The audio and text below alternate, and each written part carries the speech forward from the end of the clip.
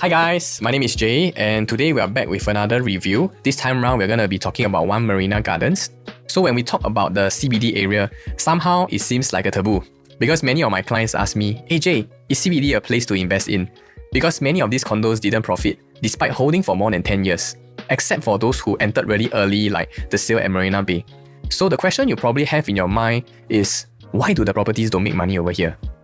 Firstly, can I say that most Singaporean families do not really stay in the Marina Bay area, especially those with young kids, because it can be quite far away from the schools. And also for the elderly, you don't really have like a lot of wet markets and hawker centers around. That the group of Singaporeans wanting to stay in Marina Bay, like really want to stay here, is not as much as the other areas. That means, right, majority of the people who are looking to buy here are actually investors. So when your future buyers are investors, the numbers like rental yield have to really make sense to them in order for them to justify buying here. So it's definitely not easy to make money to offload to the next buyer, as he will also be calculating whether or not it makes sense to buy from you. Compared to people buying for own stay in the normal residential zones like OCR, their priority will be more focused towards things like the layout of the house, whether or not the facilities are nice, how does the place feel, and if they really like the place. Generally, these buyers there will be willing to pay more because it's for their family to stay. But today when we come to One Marina Gardens, we will focus on mainly one thing only, and it's called numbers lah. So does these numbers make sense for you? And importantly, does the numbers make sense for the future buyer that will be buying from you?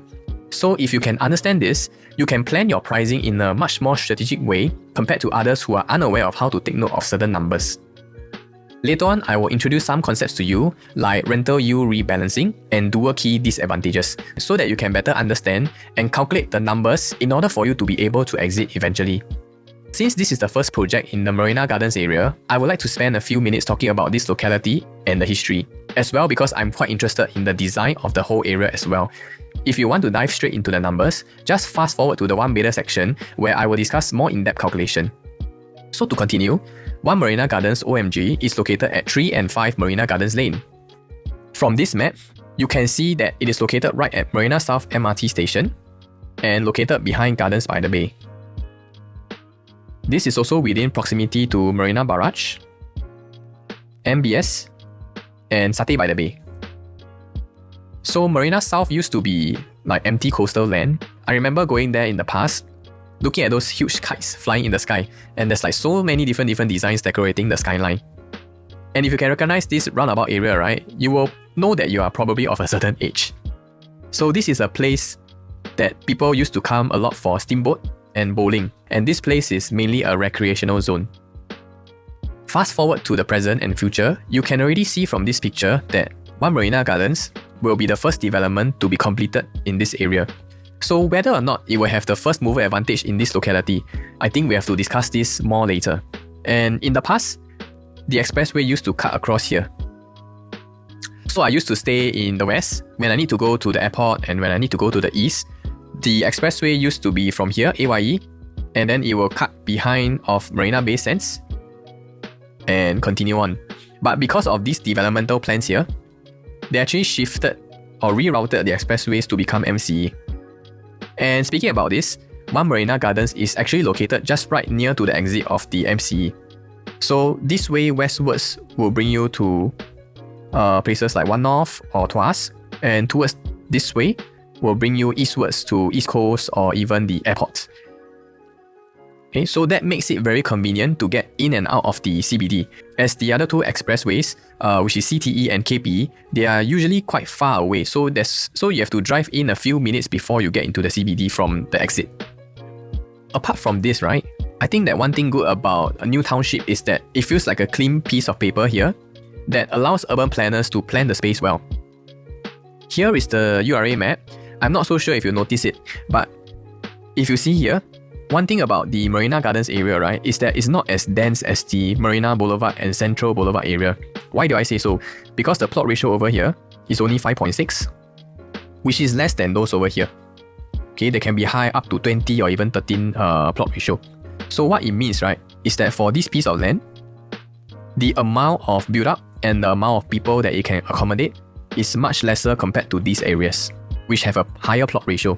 So it doesn't mean that you will not get tall buildings here at One Marina Gardens, but what it actually means is that, for example, instead of this whole piece of land, you get one full tower of 60 stories, okay, full of people. You get something more like one tall block and one short block, or maybe even like 3 short blocks.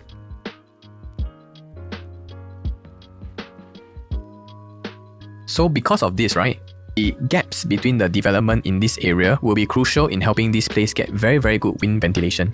And you can see here, this is MBS. Even MBS has 3 towers, and there are gaps in between for the airflow to go through so that the wind can circulate well together with the air from the sea. So this will help the place to be very cooling and maybe even bring down the temperature in the area. So if you are staying here, maybe your aircon don't have to work too hard. As I have described previously, the urban planning and design plot ratio allows for this kind of setup in this new township, whereby you get maybe a staggering between tall and short buildings. Okay. And over here, that's where the wind will flow in nicely and make the place very cooling. In fact, for this township, right, it can be a self-sustaining 10 minutes neighborhood where you get all the amenities. For example, like the childcare center, we got community spaces, even for groceries, it's within a 10 minutes walk. They do have like areas to do sports as well, together with like clinics nearby.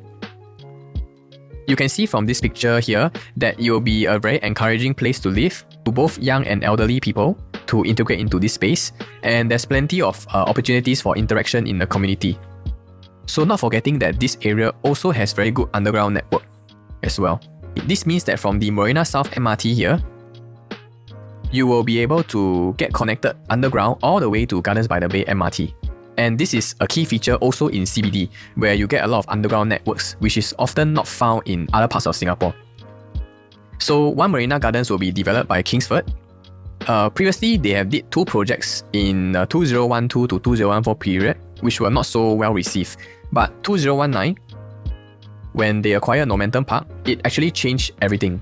In fact, for Normanton Park, right, the location is not the most ideal because this condo is not near MRT, it's not near most of the schools, and there's no amenities nearby. So the primary way to get around, right, is either by car or by bus only.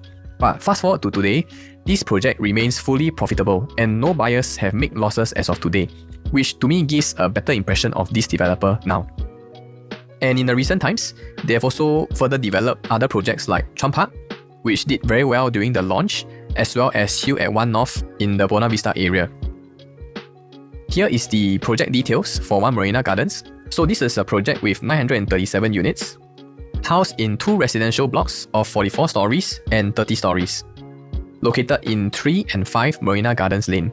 Car park wise is basement car park, and car park allocation is 445 car park lots. Something I really like about this development is that they are really looking into the future, as they'll be providing 58 EV lots. And for myself, I drive an EV, so this is something that will be very welcoming news to me. Of course, being in CBD and near MRT, the car park allocation will not be 1-to-1. But I don't see this as an issue, because the unit mix over here, for 1 bedroom, is about 25.61%, and the total percentage of One Marina Gardens for 2 bedrooms is 44.61%. So the 2 bedders and 1 bedders add up is almost 70% already. So there's a high chance that, the car park may not be full because there won't be too many car contributions from these 2 unit types. Okay, and for the 3 bedroom, total they comprise about 25.5% of the development and is 4.27% for the 4 bedroom premiums. What I'm very happy about One Marina Gardens is that the maintenance fees here are not too high. Okay, so for example, like 1 bedroom is below $300 and the 2 bedrooms is only about $350. If you compare with the other projects like the Sail and Marina One, you actually have to pay extra for the parking. So if you take into account the car park together with the maintenance fee, it can actually be higher than Marina Gardens. So take note that there will be childcare centers and planned F&B shops on the commercial segment downstairs, which further gives more convenience to the residents here and in this area. This is the artist's impression of One Marina Gardens. For me, I like the modern and warm feeling of this facade. This design looks very luxurious, and also the design of the taller blocks allow for better air ventilation for the units here. Okay, if you drive or walk past this development, this is something that you definitely won't miss out on. And here are some perspectives from the Gardens by the Bay. So for this location, besides being near the MCE Expressway, okay, the Marina South MRT is just downstairs. So this station allows you to go to places like Orchard Road fully sheltered because the stations are underground. And if you need to get groceries from a big supermarket, you can take the same train line to Great World City. They have Media and Marks and Spencer's over there. And there's also a very big cold storage supermarket at the basement of Marina 1. Take the train eastwards and you can also hit the East Coast area. So one thing I like about being in Marina Bay, right, is like you are literally at the heartbeat of Singapore. I say this because I used to stay in the Marina Bay area for 2 years. This promenade area over here, right, is like the soul of the town. And every other week there are new happenings here. So sometimes, for example, we have like the night to light displays, we have certain carnivals over here, and this area, just take a stroll here every night and enjoy the views and lightings from MBS. Last time I used to walk my dog here and sit along the benches at night just to take in and enjoy the moments. In fact, living in this area, you're actually in the so-called Singapore World Standard amenities. You just look at this area, right? It's really like the postcard of Singapore. You have Marina Bay Sands, you have Gardens by the Bay, you have Esplanade, and even the kopitiam at MBS and Satay by the Bay are like tourist level standard. So it's a very high quality of living here. So besides talking about the numbers here, right, there's actually another side to this Marina Bay location. These are the views that make people want to live here. And later on, I will share with you what's the difference between these views and how to weigh up between the different numbers. If you're familiar with the Bay Area condos like the Sail or Marina Bay Residences, actually these condos have a very small reception drive-in area, and you don't really have that come to home feeling. In fact, most of these condos here even have to drive up the multi-story car park. Also, a lot of the entrance are dual usage. Like Marina 1, for example, the same entrance for residential is used for the commercial component as well. So for One Marina Gardens, I really appreciate this entrance area, and I think it will really help to make this condo feel like very homely and nice. So this is a site plan of the development. You can see 2 blocks here where the units are quite evenly spread out in terms of the facing and the number of units per level. There are good setbacks across each block, and all the units here are maximized to have best views in terms of the angles. So most of these units are primarily more northwards facing and southwards facing. So just to orientate you guys, Gardens by the Bay is here. And this area is the MRT station. Finally, let's get down to the numbers, and we start off for the 1-bedder. So stay tuned here because I will show you how do I estimate rental amounts and also what is rental yield rebalancing. So for One Marina Gardens, right, the size of the 1-bedders here are just 400 plus square feet. And this is the size that is not seen in the Marina Bay area because the other 1-bedrooms in Marina Bay are much bigger. So I will use the pattern seen in Tg Pagar to derive the estimated rental for One Marina Gardens. Because buying over here in CBD is 90% about the numbers lah. Over here we can see some layouts in Tg Pagar, like 76 Shenton, where you get a nice living dining space and even a good sized master bedroom with a walk-in wardrobe. Over in 𝒊𝒂𝒐𝒓𝒕𝒊𝒆, you can also see the layout is overall very regular, and this one allows for additional storage space here or just a study space at this corner. So you can see for the larger 1-bedroom units at 600 to 700 square feet, it's actually quite nice. Okay, and moving on to the 500 and 600 square feet range across this. So some of the 500 to 600 square feet layouts here, you get a very nice L-shaped kitchen tucked here to the wall, like the one in 𝒊𝒂𝒂𝒐𝒓𝒕 and the one in 76 Shenton. So this helps to make the whole living area feel bigger. And you even get to see like bomb shelter in condos like Cliff and Icon, which gives it additional storage space. Lastly, for the smallest 1-bedroom units in Tg Pagar, which is between 300 to 500 square feet, over here you see layouts like Sky Suites at Anson. Actually, when you look at the floor plan, it literally just looks like a studio unit, and they don't even have a space for dining table. But in the end, right, are all these layouts important at all? Because you can see like the bigger units, the layout is actually better. So when the layout for the unit is so-called not so good. For example, like the small units here at Sky Suites at Anson. Usually the PSF rental for this unit will be low. But you can see from this table here, does it really matter for the one bedroom? Actually, it's not very important. In fact, the so-called lousier layout in Sky Suites, it actually commands the highest PSF rental in this area. Okay, this is due to the size of this unit giving investors a very good rental yield. So over here, I conclude that the small size allows you to overtake even the bigger units and the nicer layouts in terms of the per square foot rental. So when we add in the Bay Area condos here, shown in orange, you can see how it fills in. Usually when the condo is newer, the per square foot rental tends to be higher as well. And when the unit is smaller size, the per square foot rental also is higher. So for One Marina Gardens, right, with the small size of 4 to 500 square feet, and this being the youngest condo in the Marina Bay area, when this project TOPs in 2029, it will easily be the youngest condo around here by 12 years, meaning that the next newest condo, Marina 1, will already be 12 years by the time One Marina Gardens TOP. So I predict that the possible per square foot rental for One Marina Gardens, one bedroom, to be around $10.50. So when we talk about the one bedders in One Marina Gardens, the range is from 420 square feet to 431 square feet.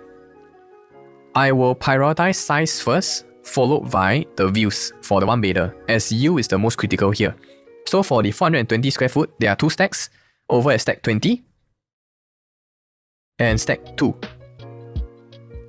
Okay, it's quite a typical layout for a one bedroom. You get Jack and Jill access from the master bedroom and the living area, and this being the corner unit also comes with window in the master bedroom. Okay, so if I put aside price and if I just rank the units, I will definitely rank stack 20 first, because this stack stands a higher chance of getting a better view over at Gardens by the Bay, because we really don't know what is going to be built in the future land plot in front. But if we just slant towards this side, right, we do get a chance of looking at Gardens by the Bay. So I choose stack 20 as my first choice, assuming that price is the same. If the price is different, then we will have to choose it differently using the price strategy, which we will discuss a bit more towards the end of this video. So for One Marina Gardens, they also have a size of 452 square feet of one bedder, but it's only one unit located at 0227. So I will just move on to the other one bedders. The rest of the one bedders here are 431 square feet with 5 stacks. So out of these 5, 4 are northwards facing and 1 is southward facing.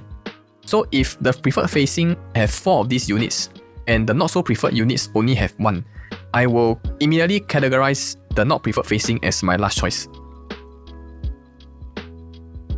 Because when it comes to resale, right, all the units will have this similar facing except for this one, which is slightly not so good. Okay, and for the northward facing, my preference will be stack 23. Again, because it has a higher chance of having a good view.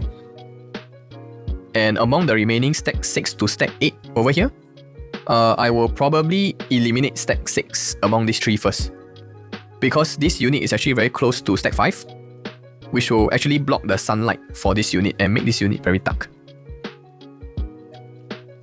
Over here, we have gathered the median price rental together with the rental yield. The sale is at 4,005 rental price with a yield of 4.15%, and Marina Bay Residences is at 5.6k with a yield of 4.25%. So you can see for Marina 1, right, despite this condo being the youngest here, the rental price and the rental yield here is not so ideal compared to the other two. So why is that so? One of the main reasons I feel is the facing of the Marina 1 units. So for Marina 1, the one bedders and some of the two bedders are actually facing inwards, the inside of this development. So with a facing like this, firstly, it means that the whole house is definitely going to be very dark. And when the house is so dark without sunlight, the chances of mold growing in this unit, because this area is actually quite near the sea as well, the chance of mold growth is actually higher as well. Also with this kind of facing, I am also not so sure if I will feel claustrophobic looking out of the units every day. So for One Marina Gardens, earlier we say that the possible rental price could be $10.50 per square foot for the one bedroom due to the size. So when I use a 431 square foot layout, this gives me a rental price of $4,005. And when I check this price with the other condos here, in the Bay Area, you can see that 4,500 is already accepted, which means that the price is already achieved here. And in fact, some of the older condos here even have a higher rental amount. So I feel that the rental price here is very safe for One Marina Gardens. Moving on to the rental yield, I will explain a bit more about rental yield rebalancing. So using the example here, okay, this unit, any unit, okay, currently gives you a rental yield of 4.5%. Okay, and you know that the surrounding condos in the vicinity, right? For the other condos, the rental yield accepted is about 4.15%. So that means, right, when you try to exit this property, okay, instead of selling them at 4.5 rental yield, you sell this unit at 4.15% rental yield instead. So this means, right, your rental price is the same, but you are selling at a higher selling price. Effectively, right, this rental yield is rebalanced from 4.5 to 4.1%, which is already accepted in this area. That means that for this higher selling price, right, you will make this difference compared to your purchase price. Putting this with the numbers now, for example, you bought this unit for 1.2 million and the rental amount will be 4,500. So this gives you a yield of 4.5%. How do we actually calculate this yield? You can take 4,500 per month, multiply by 12 months, divide by 1.2 million, which gives you 4.5%. And over in this area, right, you already know that the other condos, people can accept 4.15% for their rental yield. So to continue this rental at 4,500, that means, right, to sell at 4.15%, the selling price will be adjusted to 1.31 million now. This means, right, for example, if I enter at 1.2 million, I stand to earn potentially 100,000 due to the rebalancing of this rental yield when I sell to the next buyer. So why should you go for smaller size unit in CBD? With this smaller unit, it gives you a very safe entry price, which is already been accepted in the area. Okay, for example, we can see here in the sale, the median price for one bedroom is 1.3. And for Marina Bay Residences and Marina One is already about 1.5. So if you can enter in at maybe 1.2 million, 1.3 million, I feel that it's a very safe price to enter. And also you have to take note that your yield have to be good. Earlier on, I explained how you can use rental yield rebalancing to possibly exit with profit. Do you know that this can actually sort of simulate if your price is unsustainable? That's why some of the units here at Marina One actually lose money. Taking an average price of 1.8 million here, for example, as their entry price, and from the previous slide, right, we saw that the median rental price is about 4,800. This gives a yield of about 3.2%. But if you remember, right, the other Marina Bay condos are already done at 4.15% to 4.25%, you know. So naturally, the property price has to adjust downwards to make the yield slightly more attractive for the next buyer. That's why you can see over here, the eventual selling price dropped to 1.56 million. And the rebalance yield now from 3.2% is increased to 3.71%. So this rental yield for now is unable to hit 4%. Maybe due to the seller not willing to go too low. Because to hit 4%, right, the purchase price for the next buyer have to be even lower lah. Okay, and secondly, at 1.56 million, you can see over here, taking a 30 years loan and 2.8% interest rate with 75% LTV, the monthly installment of 4,800 lah, actually is still within the rental amount. So these two factors, the rental yield and the possible mortgage amount, probably contribute to why they sold around the 1.56 million range, down from the initial price of 1.8 million. And this is due to the rental yield rebalancing, combined with the mortgage being covered by the rental. So now we'll move on to the two bedrooms. So similar to the one bedder, you can still see that the rental trend is quite similar to the one bedroom, in the sense that the smaller units here, they still tend to enjoy a higher per square foot rental as the size goes down. So using this, combined with the property size, allows you to better estimate One Marina Gardens rental. But anyway, I think that the focus for the two bedrooms here in One Marina Garden will still be on the smaller size units due to the quantum being lower and potentially having a better yield. So for this project, we do not have 2-bed 1-bath units. We have 2-bed 2-bath and the 2 plus study, or the 2-bedroom plus home shelter. And for the 2-bedroom 600 plus square feet 2-bed 2-bath comes in mainly 6 layouts. Out of this, there's one standout unit that is the bay facing over here. This one will be stack 18. For this size of 678 square feet, I can forego the fact that it is slightly larger than the smallest unit here of 646 square feet. As over in the Marina Bay area, right, if size is similar, people are still willing to pay more for better views. It's just that whether this difference in the price or the quantum, whether or not this extra premium is favourable or unfavourable to the buyer, that's all. But price aside, my first choice will actually be stack 18. So following which, with the combination of the small size and better facing, my next choice will be over here, which is stack 21, which is a non-dumbbell unit. I think actually it's not so bad having a non-dumbbell unit, because in the past, right, this kind of conventional layout, the size used to be about 30 to 50 square feet bigger than the dumbbell layout unit. And in this case, this is actually the rarer layout among the 2-bed, 2-bath units here. And with the size being not so big, right, and having good views, this will be my second choice. So the ranking comes to stack 18 number 1 choice, stack 21 my second choice. Okay, thereafter comes stack 9 and 10. To me, it's more or less the same lah. So yeah, ranking wise it's about same. And for the south side facing, stack 27 and stack 26, I will choose the one which have the better layout in my opinion, since the facing is more or less the same already ma. So stack 27 will be my preferred choice, because this unit comes with an additional study that can be used as a work area or a storeroom. Now we'll move on to the larger 2 bedrooms in the 700 plus square feet range for One Marina Gardens. These are mainly the 2-bed, 2-bath plus home shelter units, or the 2-bed plus study.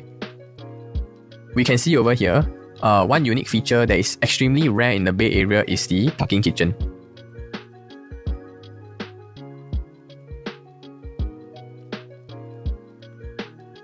So I will give extra points for this kind of layout. But remember here that we are actually focused on yield. So these bigger 700 plus square feet units may give me a lower PSF rental compared to those 600 plus square foot unit that we saw just now. Nevertheless, right, out of these 6 units, I will choose stack 4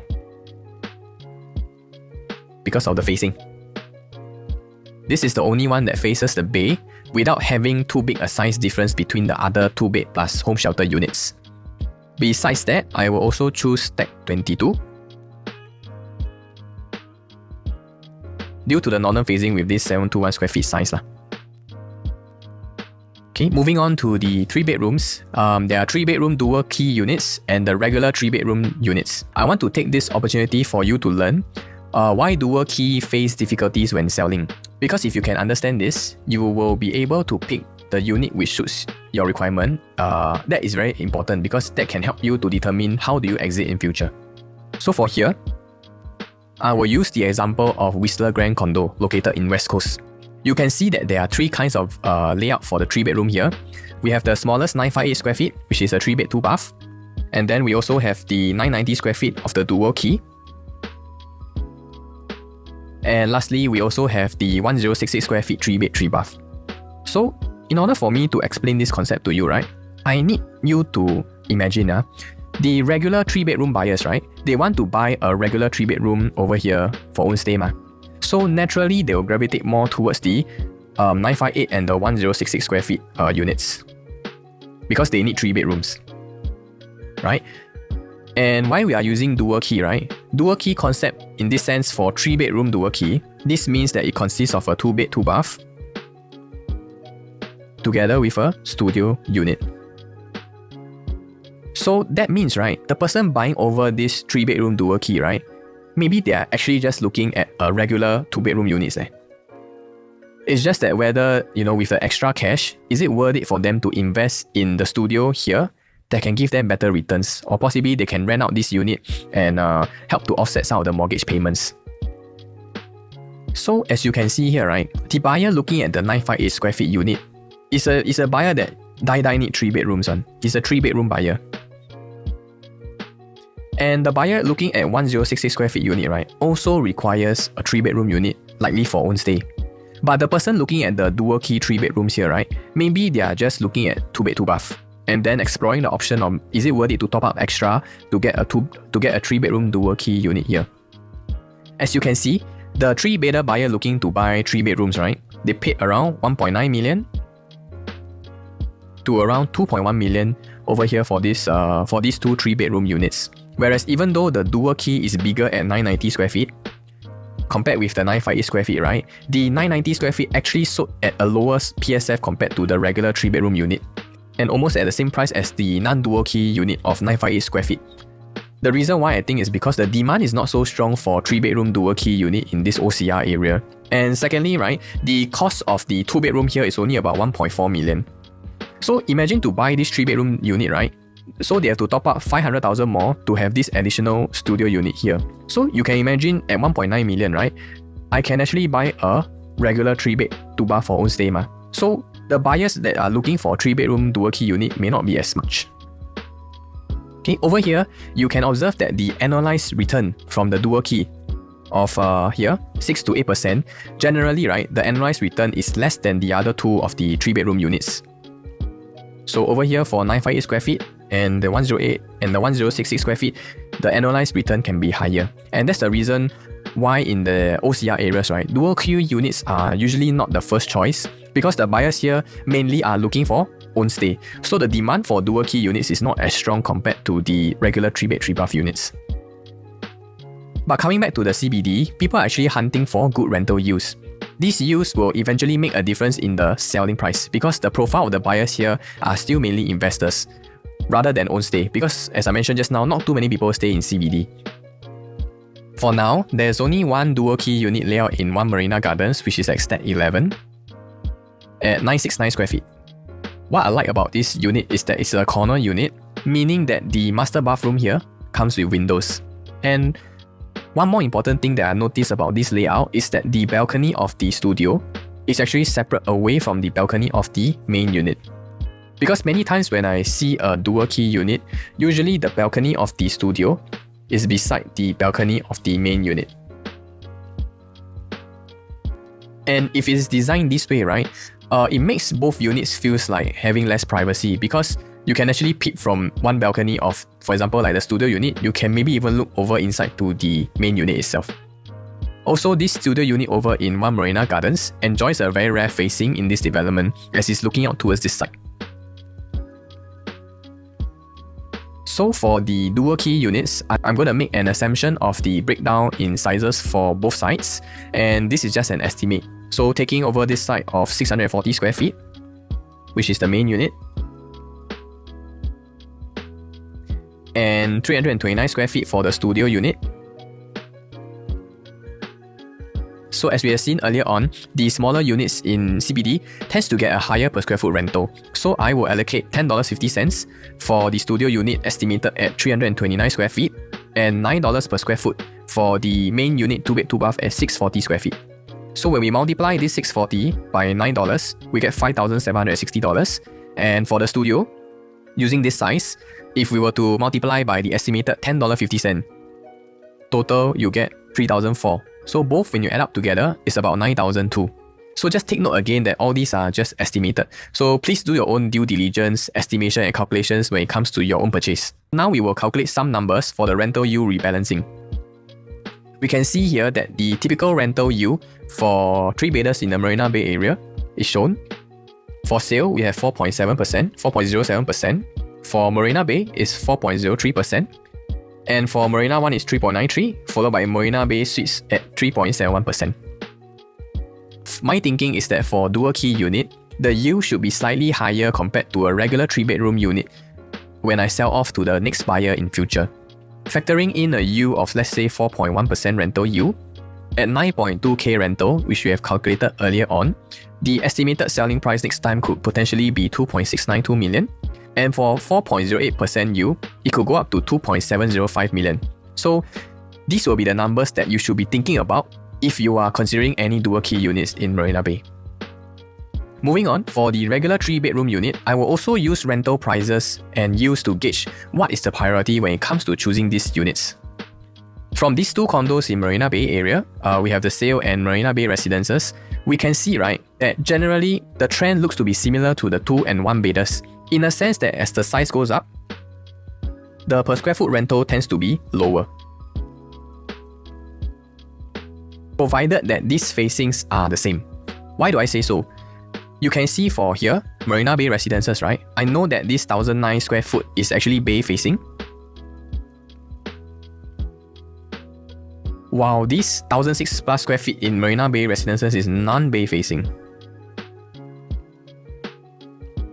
So you can see, right, actually for the bay facing units, the per square foot rental of $7.73 is actually higher than the non-bay facing of the smaller unit. And in fact, this price is even higher than those in the sale.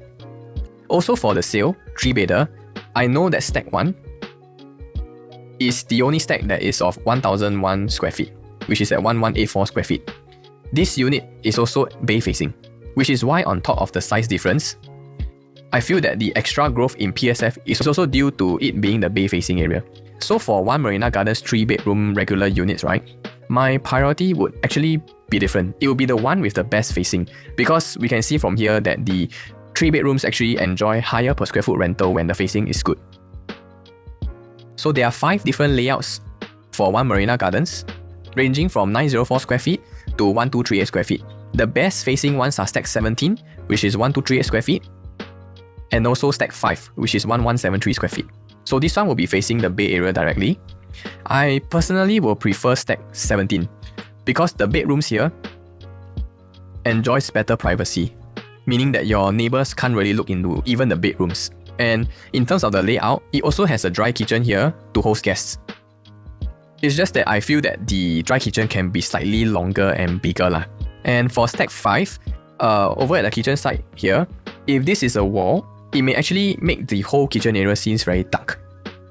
For both of the 3-bedroom units, we can see here stack 17 and stack 5, the living area is actually very spacious. You can enjoy a landscape style living area. Okay, so when you sit here, you can really get to soak in the full views from the living room. So just now for the Marina Bay area, we can see that the per square foot rental is almost $7 for the premium bay facing. So I will be using $8 per square foot to calculate for the rental for this bay facing. For the 1238 square feet, if we multiply by $8, we will get $9,009 estimated rental for this layout. And for stack 5, based on 1173 square feet, we will be getting around $9,003 rental. Actually, right, are you curious why will people be looking to invest at this kind of amounts? There are actually people who are looking at this kind of monthly returns of 9,000 plus over dollars. Usually, this kind of buyer profile, they already have one very, very big house. And they are looking for one more unit to store their money in order to get this high rental every month, and they want this in Singapore dollars. So for the rental of about 9,003, 9,000 plus, how many properties are there you can get in Singapore that is priced below 3.5 million? Actually, I can tell you it's not much. And most of these choices, right, 95% are leasehold. Because if you can get a freehold getting you a rental of 9,003 to 9,009, the price will be much higher than $3.5 million already. And this kind of 9,000 plus rental that is priced below $3.5 million, right, they are usually not so old. And most of them have a wow factor. For example, like, you know, from the unit itself, from the living room and the bedroom, you can actually have very, very nice sea views. For other units that do not have sea views, they are usually very close to town. And MBS view is one of the views that are highly sought after at this kind of price point. So, as mentioned just now, the investors who buy over here are people who want the returns to be more stable, and they get the rental in the form of Singapore dollars. So actually, there are not too many of these kind of choices available in the market. Also, right, usually locals do not like to stay in these places, because if locals like to stay in these kind of places, the purchase price of units like that will not be below 3.5 million already. So I hope you get my point. Coming back to the other regular 3-bedroom facing units, we have 4 layouts ranging from 904 square feet to 1066 square feet. Out of these 3, I will choose the smallest unit at 904 square feet, which is stack 3. Because all of them are already not directly bay facing, which means that I will go for the smaller unit that will give me probably the highest rental per square foot. Thereafter, after stack 3, my ranking will be stack 24 for the facing, followed by stack 12 and stack 25. Finally, we are at the last layout, which is the 4-bedroom, and this is the most premium unit in the development. And obviously, it will be allocated the best views within the condo itself lah. So for this 1647 square feet, I like that this unit has a junior master. And you get a very nice living and dining area here that is not only wide, it is also deep as well. So this unit comes with a very big and nice hosting area at the dry kitchen, and also has a glass window for the kitchen, meaning that this whole unit and the kitchen area will be very bright. The only thing I feel this unit could have a bit more is that it should have a private lift and one more back entrance to give this unit a more luxurious feeling, because the other condos like Marina One and Marina Bay residences, their 4 bedrooms all come with private lift. So to me, right, not having a private lift for the 4-bedders is quite a big issue for units, especially in this kind of area. But at this price point, right, which is above 4.4 million, I would urge that you should also consider other options carefully first before coming to a conclusion.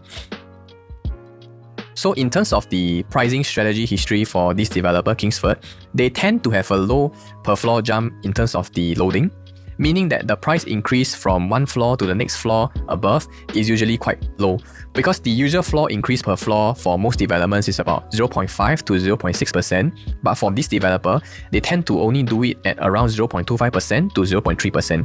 Therefore, most of the price loading tend to be either on the different facings like we have seen in Momentum Park, or there might be a tendency that the second floor to the third floor jump will be high, like what we have seen at Chong Park. So this time round, we are actually not so sure of what is the strategy that they will be employing yet, but you can see that the starting prices here are actually very attractive. So just be prepared that most of the prices may not be so close to this starting price. I cannot guarantee, but there is a possibility, because they may load the second floor to the third floor a very high premium loading in terms of the price. If you are considering One Marina Gardens during balloting day, you really need to prepare yourself to be ready in order to book the right unit. So these are the 3 steps that you have to take. The key here, right, is to understand where the developer is loading the premium. So once I understand where the premium loading is, then I will know which are the units to firstly avoid and which are the units to go for. So step 1 is to check, right, whether they are loading from the second to third floor. So for example, we use 0205 compare with 0305 and 0207 compare with 0307. This is to check whether there is any extra premium placed between these floors. Okay, that's the first step. Second step is to check whether there is any premium loading on the views. So take note for this, we should look at the PSF instead of the quantum of the unit. And usually the difference between a good facing and a normal not so good facing is about 5%. So if the premium facing is more than 6%, let's say for the better view, the price is more expensive in terms of the PSF compared to the non-premium facing unit, then I will go for the cheaper facing. If this premium is less than 5% between the good facing and the not so preferred facing, then I will definitely go for the better facing. And lastly, the third step to check is to check per floor jump. So take note that this is not the second to third floor. Okay, we want to check whether the price increment in the lower floors, for example, level 4 to level 5, level 5 to level 6, are they similar to the price increments in the higher floor, like 10 to 11 floor, 11 to 12 floor. So for example, if the price increment in the higher floors, 10 to 11 floor, are much lower than the premium loading compared to the lower floors, then I will actually choose a higher floor unit, as these units will be of better value. Anyway, for CBD, usually better views will still get you better rental, and layout may not be as important, so this is something that I will take note of. But at the same time, I also don't want to overpay for the views. To conclude this, if you're unsure of what to do, work with your agents on these key steps. Otherwise, if you're still not so sure, come and talk to us. So with this, I've actually come to the end, and if you find that what I share is useful for you, please do give me a like and subscribe since you have already watched until here. Thank you, and I see you at the next one.